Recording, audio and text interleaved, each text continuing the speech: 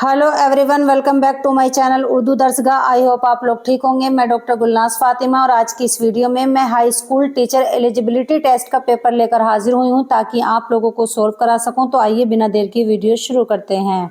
सवाल नंबर 76, जबान की वो बुनियादी आवाजें जो जबान की तहरीर में इस्तेमाल होती हैं यानी जो लिखने में इस्तेमाल होती हैं उन्हें क्या कहते हैं? उनको कहते हैं हुरूफे तहज्जी। तो इसमें ऑप्शन बी सही है। सवाल नंबर 77, ज़ौक़ का पूरा नाम बताइए। ज़ौक़ का पूरा नाम है शेख मोहम्मद इब्राहिम ज़ौक़। तो इसमें ऑप्शन ए सही है। सवाल नंबर 78, पोर्ताज सबसे पहले इस्तेमाल किस जबान में हुआ? तो ये हुआ फ्रांसीसी जबान में। तो इसमें ऑप्शन बी सही है। सवाल नंबर 79, अपनी बनावट के लिहाज से हुरूफ की किस्में हैं यानी बनावट के लिहाज से हुरूफ की किस्में हैं दो। तो इसमें ऑप्शन बी सही है। सवाल नंबर 80, गुलजार नसीम के खालिक हैं यानी गुलजार नसीम के खालिक कौन हैं? इसके खालिक हैं पंडित दया शंकर नसीम। तो इसमें ऑप्शन डी सही है। सवाल नंबर 81, वली का ताल्लुक था यानी वली का ताल्लुक कहाँ से था? वली का ताल्लुक था गुजरात से। तो इसमें ऑप्शन डी सही है। सवाल नंबर 82, मरसिया निगार की हैसियत से जाने जाते हैं। कौन जाने जाते हैं मरसिया निगार की हैसियत से? वो है मिर्जा दबीर। तो इसमें ऑप्शन सी सही है। सवाल नंबर 83, वो जुज जिसे किसी लफ्ज के आखिर में इजाफा करके नए बामाना अल्फाज बनाए जाते हैं उसे क्या कहते हैं? उसको कहते हैं लाहिका। तो इसमें ऑप्शन ए सही है। लाहिका यानी सफिक्स ऐसा लफ्ज जो किसी अल्फाज के आखिर में लगाया जाता है।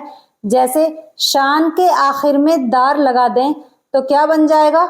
इसको जोड़ने पर बन जाएगा शानदार। तो ये क्या है? लाहिका कहलाता है। सवाल नंबर 84, कोई अब तक न ये समझा कि इंसान कहाँ जाता है आता है कहाँ से। ये शेर किसका है? ये शेर है अल्लामा इकबाल का। तो इसमें ऑप्शन सी सही है। सवाल नंबर 85, दर्ज झेल शोरा में किसका ताल्लुक 18वीं सदी से है? तो जिन शायर का 18वीं सदी से ताल्लुक है उनका नाम है ख्वाजा मीर दर्द देहलवी। तो आप लोग इसको नोट कर लीजिएगा। सवाल नंबर 86, तसव्वुफ का शायर किसे कहा जाता है? तसव्वुफ का शायर कहा जाता है ख्वाजा मीर दर्द को। तो इसमें ऑप्शन बी सही है। सवाल नंबर 87, फोर्ट विलियम कॉलेज से वाबस्ता थे कौन थे? गिलक्रिस्ट। तो इसमें ऑप्शन डी सही है। सवाल नंबर 88, उर्दू में सवाने निगारी का बाकायदा आगाज किससे होता है? उर्दू में सवाने निगारी का बाकायदा आगाज होता है हाली से। तो इसमें ऑप्शन सी सही है। सवाल नंबर 89, उर्दू में इकबाल के कितने शेरी मजमुए हैं? उर्दू में इकबाल के शेरी मजमुए हैं 4। तो इसमें ऑप्शन ए सही है। सवाल नंबर 90, खुतूत का बुनियादी काम है यानी खुतूत जो लेटर होते हैं उनका बुनियादी काम क्या होता है? तो इनका बुनियादी काम होता है पैगाम रसानी। इसमें ऑप्शन सी सही है। यानी खुतूत का बुनियादी काम जो होता है वो है पैगाम को पहुंचाना। सवाल नंबर 91, किसी भी मौजू पर किसी भी टॉपिक पर अपने ख्यालात को यकजा करके यानी जो ख्यालात होते हैं हमारे उनको इकट्ठा करके तरतीब और सलीके से यानी एक लाइन का दूसरी लाइन से रब्त हो इस तरह पेश करना कि तहरीर का मकसद पूरा हो जाए और कारी को दुश्वारी भी ना हो। कारी यानी पढ़ने वाला जो आपका मजमून पढ़ेगा उसको कोई मुश्किल पेश ना आए वो क्या कहलाता है? वो कहलाता है मजमून नवेसी यानी ऐसे राइटिंग। तो इसमें ऑप्शन ए सही है। सवाल नंबर 92, सहरुल बयान क्या है? ये क्या है? मसनवी है। तो इसमें ऑप्शन डी सही है। सवाल नंबर 93, इकबाल की पैदाइश हुई यानी इकबाल की पैदाइश कहाँ हुई? इनकी पैदाइश हुई सियालकोट में। तो इसमें ऑप्शन सी सही है। सवाल नंबर 94, तरक्की पसंद तहरीक के बुनियाद गुजार थे तो कौन थे? सज्जाद जहीर। तो इसमें ऑप्शन सी सही है। सवाल नंबर 95, आल अहमद सरूर की तनकीद है साइंसी। तो इसमें ऑप्शन ए सही है।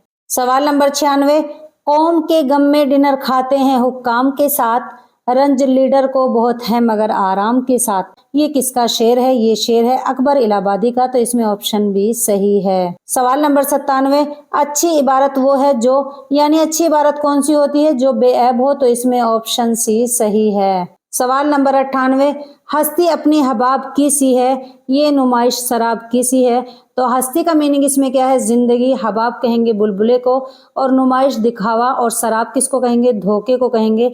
इसमें किस सनत का इस्तेमाल किया गया है? اس میں صنعت ہے تشبیہ، تو اس میں آپشن سی صحیح ہے۔